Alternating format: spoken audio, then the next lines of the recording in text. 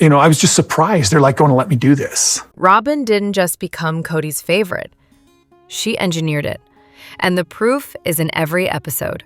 Only the group, the main part of the family, not the kids out there, and that's where they wanted to focus more on the kids that had moved away. Did anyone notice when Mrs. Cody Brown mentioned that the other wives were overly focused on kids who no longer live at home?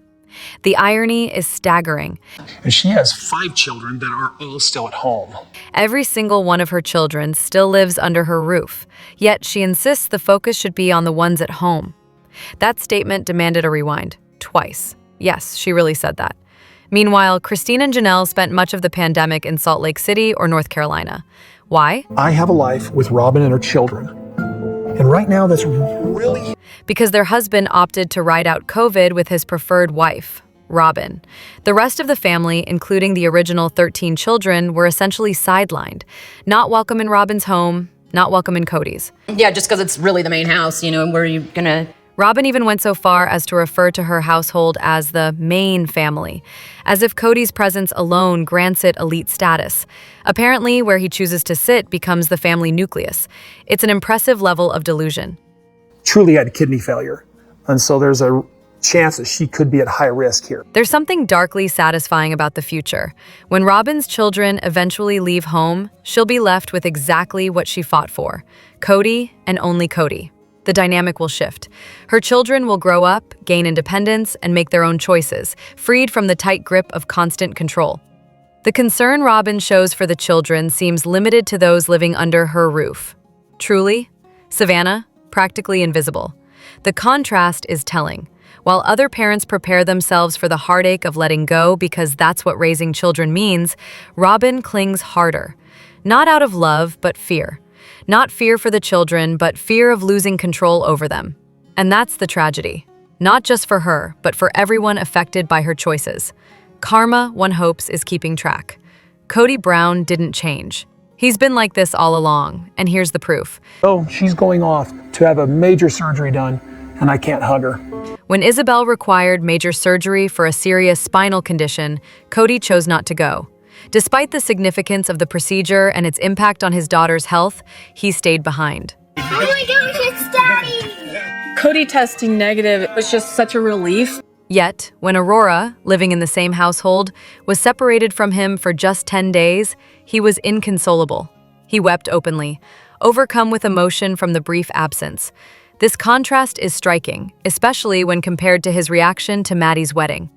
As the first of his children to get married, she asked him to officiate the ceremony. And we'd be honored if you wanted to marry us. I went from... Instead of expressing joy or pride, Cody looked visibly uncomfortable, perhaps even annoyed. While some might argue he was simply caught off guard, the lack of enthusiasm was undeniable. Notably, Maddie was once considered a favored child. When she was pregnant, she and her husband Caleb were the only non-Robyn children given a dedicated guest suite to live in. that it was the best time of my whole life, and yet it still has pain. Cody even described that period as the best time of his life. His bond with Maddie appeared strong, until, that is, she began to question his authority and role. Meanwhile, Cody's relationship with Aurora has always stood out. I was just surprised. They're like going to let me do this. I'm going to baptize her. When she asked him to baptize her alongside her pastor, he responded with overwhelming joy. His emotional reaction was immediate and heartfelt. My shoulders and my torso will start to shake, and they'll start to Similarly, when Aurora experienced a panic attack, Cody carried her upstairs with great concern. His behavior suggested a heightened level of protectiveness that hasn't been as visible with his other children. This pattern of emotional favoritism is long-standing. Cody consistently shows a stronger connection to the children who idealize him. His affection often appears tied to how much a child supports his narrative as a caring, central figure. Those who challenge or outgrow that image seem to lose his favor over time. Children like Maddie and Isabel were raised to be independent and mature, often out of necessity within the family dynamic. In contrast, Aurora has been sheltered and guided in a way that reinforces her dependency. Despite being a young adult, she is still treated as emotionally fragile. This dynamic aligns more closely with Cody's preference for those he sees as tender, dependent, and in need of his protection. The emotional disparity among the children reveals a deeper truth. The perception that Cody changed over time is perhaps mistaken. The more accurate reading is that his patterns have always existed, favoring certain children, rotating emotional investment, and maintaining control by rewarding devotion over independence. You don't need a calculator. You need a reality check because their lifestyle doesn't add up. There's often curiosity about how some of the adult children from the Brown family manage to support growing families, especially considering several of them have multiple children and live in seemingly spacious, comfortable homes. As soon as we saw our apartment for the first time, I felt like it was our home. I could literally see us cooking meals together. McKelty, Christine's daughter, for example, has a few kids and a large, well-kept house. It raises the question, is Utah a hidden gem for high salaries and low housing costs? Yeah, we're paying out a ton of money every single month on homes that we're not living in. Reportedly, the adult children don't earn much, if anything, from the reality show, as compensation typically goes to the main cast members. That makes the financial picture even more puzzling, especially in comparison to areas where the cost of childcare alone can run $2,000 per month. In places like that, having more than 2 children is often financially out of reach unless one parent can afford to stay home, something that's increasingly unrealistic due to rising mortgage costs. Some of the Brown children, including McKelty, have monetized their public platforms through Patreon accounts and multi-level marketing MLM ventures. Like Christine, Mary, Janelle, and Maddie, McKelty has worked with various MLM companies. However, unless someone is exceptionally successful, and those cases are rare, The expo last week, we made $500 profit. I couldn't pay my mortgage on that. It's really not viable, I don't think. I mean, to me, it's like it's a hobby business. MLMs generally don't provide a stable or significant income. Many participants make less than minimum wage when factoring in hours worked and associated costs, and only those with large downlines see real profit. That said, the Browns might be outliers. I need to know where that fabulous marketing with all these people hitting your site. Their visibility from television likely helped them build larger than average followings, giving them a better shot at success in the MLM world. For example, Mary was able to fund a home down payment in a matter of months, which would be nearly impossible for the average participant. It's unclear which of the adult children are financially savvy and which may be relying on less sustainable methods, especially given their parents' history of inconsistent financial and career decisions. Everything that he was hoping for with us moving as far as saving us money, it isn't really happening. Maddie's home, for instance, appears to be modest and middle class. Real estate listings in the area surrounding Tata Farms show 3-bedroom homes with yards priced between $300,000 and $500,000. Price that, while not cheap, aren't out of reach for average income earners in those regions. Robyn has her hands full back in Flagstaff. Mary works like a maniac. So it just made a lot of sense for a lot of reasons for Christine to be the one that came out. In addition to MLMs, several of the Brown children and their spouses hold traditional jobs, and many have pursued education, military training, or skilled trades. While the family lifestyle might raise eyebrows, they aren't living in luxury. They have homes, not luxury cars or extravagant vacations, and there's no public confirmation on whether those homes are owned or rented. In short, the adult Brown children appear to be managing their finances through a mix of employment, public platform monetization, and regional cost of living advantages. Despite the unconventional family background, most seem to be working and earning their way, without relying on external financial support. Cody doesn't love Robyn more. He just hates the others more. Cody's obsession with Robyn and her kids isn't rooted in genuine connection. It's rooted in comparison. It's hard to see just such a contrast with Cody, how he is at Robyn's house versus how he is at my house. When he measured them against his original 3 families, Robyn's crew looked like a breath of fresh air. They were new, cooperative, and gave him the adoration he craved. But now, with his first 3 wives and most of their children emotionally checked out, that contrast is fading fast. His lingering resentment toward the others now fuels his favoritism. Okay, loyal, kiss the ring, and then we'll be good. It's less about love, more about weaponized loyalty. See how awful they are? This is why I love you. No, I'm just a narcissist, and I think that I'm better at everything.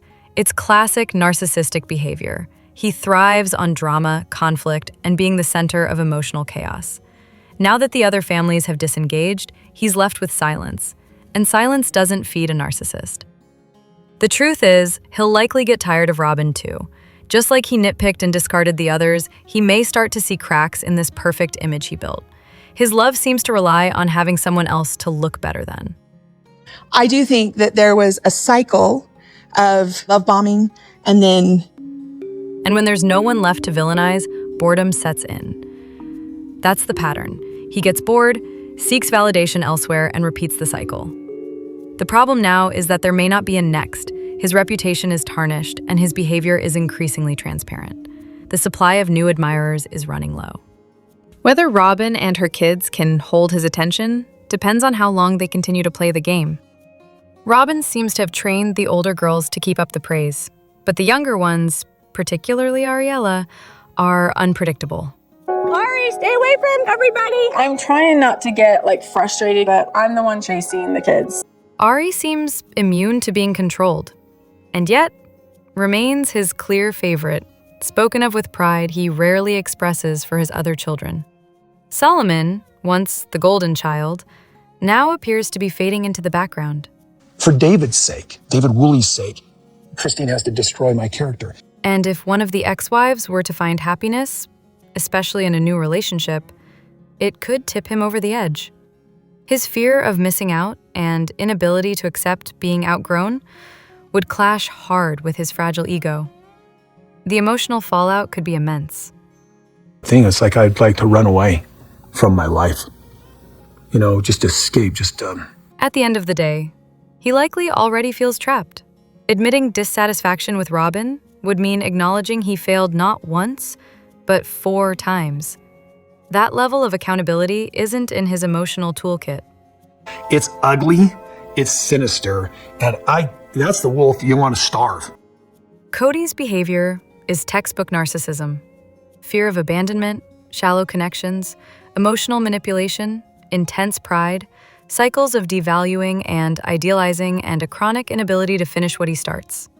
It's not surprising anymore. It's just predictable. They claimed the move to Flagstaff was for the kids, but it was really a power play for control.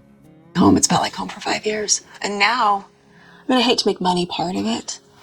We have a lot of equity in these houses right now. In season 13, it's hard not to notice how the wives were systematically stripped of their financial security. The Vegas homes, held in their names, were sold off, effectively consolidating the family's assets under Cody's control. I'll tell you, this is a trick that I've played. Christine is very gung-ho because it's a trip with me and it's a birthday trip. The way he showered Christine with attention and affection on their scouting trip to Flagstaff was a textbook case of love bombing. It wasn't romance. It was manipulation, a strategic distraction while he set his real plans in motion. And those plans were clearly designed with Robyn in mind. I started thinking about Arizona, fairly conservative state. I liked some of the values and stuff like that. Flagstaff wasn't some random magical destination. It was chosen with deliberate intent. Several practical reasons have since come to light that further reveal the underlying motives behind the move. First, Dayton was accepted to a college in Arizona, and the state offers affordable or even free tuition to residents, benefiting not only him, but potentially the other children as well. Second, the family's television show was reportedly suffering from low ratings, and they had taken a pay cut. A major relocation offered fresh drama, likely to extend the show's lifespan. Third, following a mass shooting in Las Vegas, the state briefly considered tightening gun laws, which would have directly affected Cody's side business, selling firearms. Arizona's lax regulations were a much better fit for that line of work. There was also a financial angle. Selling the 4 homes in Las Vegas allowed the equity to be pooled. While Mary and Janelle ended up renting, Christine purchased a home and managed to retain some financial autonomy. So she's walking away with the money we would have paid off Coyote Pass with. The rest of the equity appears to have been funneled into Coyote Pass and into Robyn's home, furnished with expensive items that suggest an attempt to disguise communal funds as personal property. It's a subtle but effective method of control, especially as Cody grew increasingly wary of wives who might choose to leave. It's not going to have a place with Janelle. So now I've got to move all of my stuff from Janelle's house. Adding another layer of irony, Robyn recently mentioned that her stepfather and extended family were based in Las Vegas. That revelation raises the question, was their initial move to Las Vegas also driven by her needs?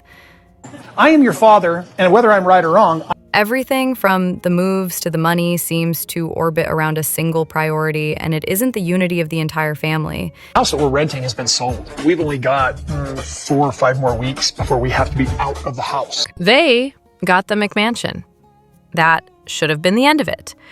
But instead, the endless delays over dividing and selling Coyote Pass continue, a convenient distraction to avoid dealing with the real asset, the luxury home already in hand. Meanwhile, others are left chasing scraps of undeveloped land, while 2 people enjoy a mansion packed with expensive furnishings. We're never gonna get moved in. This is my bedroom. Your house is huge. It's nice. My whole bottom floor can Realistically, no one's going to buy Coyote Pass. It was a poor investment from day one. The seller saw it coming, reeled in a buyer who didn't do his homework. There were even warnings about the land having prairie dog plague. Still, the purchase went through without a second thought. See, I like the other place, but it's a lot drier. Well, I might just get outvoted here. There were better options. Homes in Flagstaff with decent layouts and enough space were available. The concern? Not enough privacy in the backyards. So instead, the fallback plan became raw land in a remote area. And the result speaks for itself. At the very least, the McMansion should be factored into the property distribution. Unless there's clear evidence of unequal contributions, like someone paying significantly more than the others, it doesn't make sense. Financial records would show who paid what. It's all straightforward. Yet somehow, the person with no history of independent income now owns the most, spends the most, and has the fewest financial responsibilities. That raises questions. Paperwork problem, no problem, just waiting. Qualifying problem, Securing a mortgage on a high-value home typically requires employment and steady income. And television exposure isn't guaranteed to last. If that income ended tomorrow, what's the backup plan? we're paying basically 9 payments as our family, and that would seem strange to even. Add in the numerous vehicles, high credit spending, and general financial overreach, and it's hard not to see warning signs. Basically, we're paying 5 mortgages with our land. It all feels questionable, and it's difficult to understand how it's been allowed to continue unchecked. He thought she'd never leave. He thought she was easy to control. He was wrong. Cody's failed marriage to Janelle likely stings the most. And not just because it was another relationship gone south. It's personal. Raised in polygamy, I didn't grow up in it. When I was about 20, my dad converted to a faith that embraced polygamy. His father once told him he wasn't cut out for polygamy, and Cody made it his life's mission to prove him wrong. Unfortunately for him, the old man was right. That fact alone has to dig deep. And so she made the conversion to the faith, and then she actually married Cody's dad. To make matters worse, Cody's father actually succeeded where he failed, maintaining a polygamous relationship that included Janelle's mother. My dad ended up marrying Cheryl before I married Janelle. A harsh reminder that while Dad could pull it off, Cody couldn't even keep things stable with a woman he had genuine chemistry with. And that chemistry wasn't just emotional or physical. There were financial benefits too. Janelle was independent, hardworking, and brought stability and resources into the family. Her departure didn't just cost him companionship. It hit his bottom line. Janelle actually has talked about, a relationship that was very complicated and that Unlike his other marriages, the relationship with Janelle had a foundation that felt more authentic. She wasn't a carefully chosen ideal partner like Mary or Christine. She wasn't raised in the faith or groomed for plural marriage. She joined the family because of a real connection and mutual attraction, which made her role in Cody's life unique and her exit more painful. In stark contrast, his current dynamic with Robyn is stiff and heavily controlled. The kids talk to him about Robyn, or I talk to him, it's like he just doesn't want to go there. His behavior is dictated by her reactions. He seems incapable of forming an opinion without glancing in her direction first. The freedom and comfort he once had with Janelle is gone, replaced with performative obedience and passive compliance. I'm going to be really low maintenance.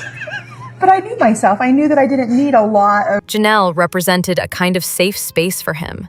She was self-sufficient, didn't demand constant attention, and allowed him to be lazier in the relationship. In that sense, she was the most convenient partner, low maintenance, but loyal.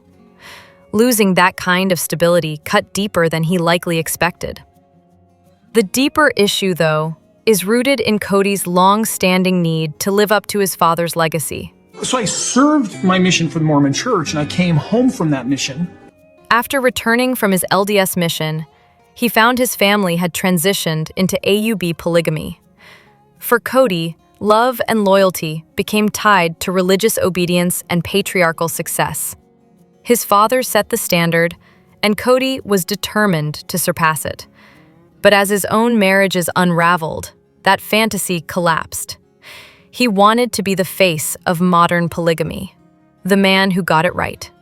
Instead, he became the example of how ego, control, and neglect can ruin even the strongest partnerships. But we actually just are able to have a marriage that's... His efforts to reconcile with Janelle aren't about love. They're about control. He viewed her as someone he could always manage, someone who would never leave. Now that she's gone, he's losing not just a wife, but a perceived asset, one that made his polygamous lifestyle easier to maintain. It's as much respect as it is loyalty, I suppose. How you love a man is to respect him. His focus isn't on what he did wrong or how he could grow. It's on regaining what he thinks he's entitled to: respect, obedience, and the appearance of a functioning family. He doesn't miss Janelle the person. He misses the convenience she represented.